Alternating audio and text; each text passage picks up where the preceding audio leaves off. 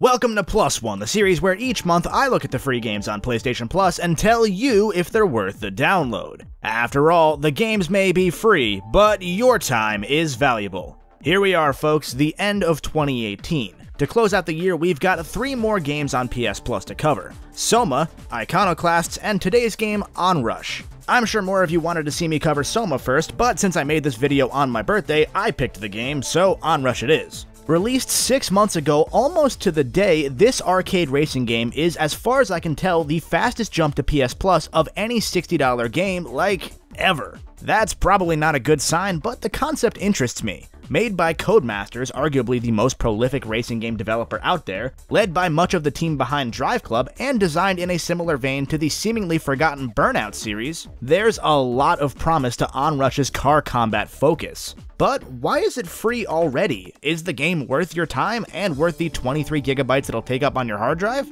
Well, I've got answers to all these questions, so let's jump right in and find out. Despite my mention of Burnout a moment ago, Onrush is genuinely unlike any racing game you've ever seen before. This is a 6-on-6 team-based racing game where the goal isn't to cross the finish line first. In fact, there's no finish line whatsoever on these tracks, and the game instead focuses on 4 unique competitions. There's a King of the Hill mode where players try to stay inside a moving zone, a score competition where using your vehicle's boost racks up points, a really neat mode called Switch that I'll get into in a bit, and Countdown, which is the only one that really steers close to traditional racing, as both teams try to pass through timed gates to fight a constantly depleting timer. Most of these modes are split into several rounds, which are usually relatively short to keep the players interested and the gameplay tight.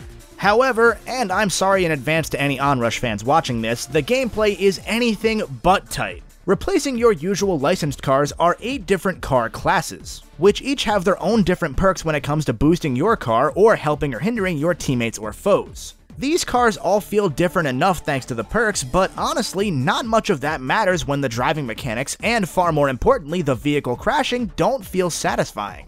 I barely noticed enemy abilities having much of an impact on me because they all feel incredibly passive. Of course, it doesn't help that the different modes restrict which vehicles you can use anyway, so you never really get comfortable with any one class to begin with. Most of the vehicles are heavy to control, and because the game focuses on speed above all else, there's no incentive to drift around a corner or do anything flashy besides hit a jump and boost right as you land.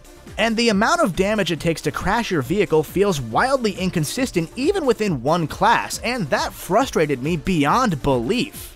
This isn't my first racing game by any stretch, but I was taken out by a slight tap to my rear bumper, by T-boning another vehicle when that should have taken them out, by landing on another vehicle, which is seemingly meant to be a surefire offensive strategy in this game, and in so many more ways that I questioned whether these cars were made out of metal or cardboard.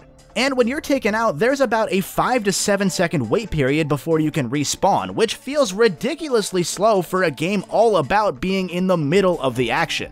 Speaking of, there's also a rubber band mechanic that will teleport you back towards the pack without penalty if you lag too far behind. And the developers clearly had good intentions in attempting to keep the game focused on constant, concentrated chaos. However, I would argue it has a different effect. As you've seen thus far, these tracks are all incredibly wide to account for 12 cars all being in the same general area at once. What that ends up doing, though, is dulling all of the potential chaos. Yeah, you'll see people jockeying around you, but most players are just going to end up driving forward through these bland, wide-open tracks, holding down the boost button and occasionally earning in-game medals for different criteria they accidentally accomplish along the way. There aren't too many shortcuts because, again, you have to be near other racers, so there's no real coming out of nowhere to take an opponent down unless you hit a jump and boost onto them from behind.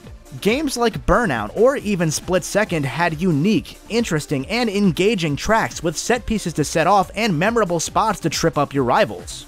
In Onrush, there are, trees sometimes. Yeah, remember that tree? Oh, such an unforgettable track. What it really comes down to is nothing feels particularly engaging about Onrush, both on and offline. I played about an hour both by myself and with strangers on the web, and while the online definitely felt a bit more hectic and competitive than the early game computer opponents, I never really felt like I was having much fun.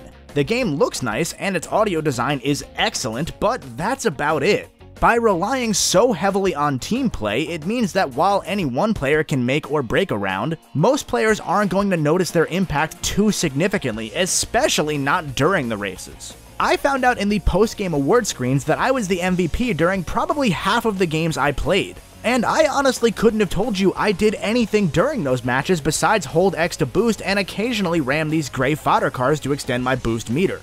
These gray cars, by the way, only exist as a way for players to earn extra boost because, again, these tracks are so wide and so bland that there's nothing flashy to be done here that would earn you any boost. They pretty much act as a crutch for the developers to ensure that most matches almost pretend to be fun.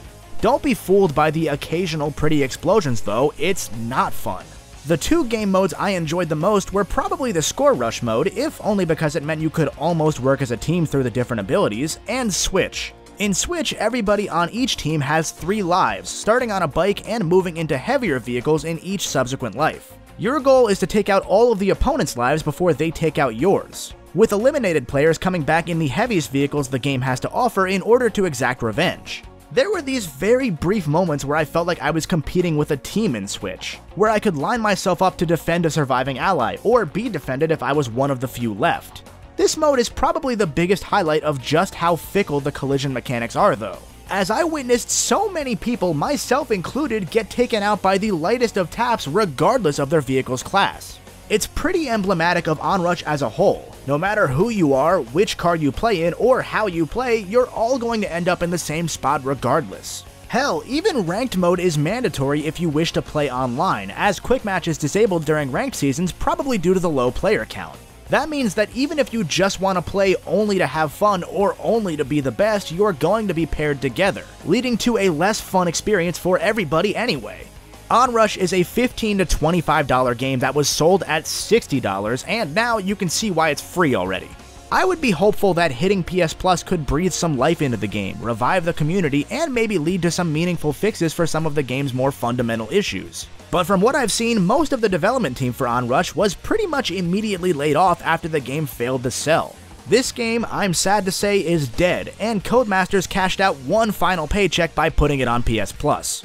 You can pass on playing this one unless you're absolutely desperate for another racing game, but I can outright guarantee that for all but a tiny handful of you, you would play it once just to see what it's like and then never touch it again. Man, this one made me sad. I went in with no expectations and I was still disappointed. If you do download Onrush, let me know what you think in the comments down below, and while you're down there, if you enjoyed the video, make sure you hit the like button too to help the channel grow. If it's your first time here, make sure you subscribe to check out my main series of videos, as well as more PS Plus reviews and much more.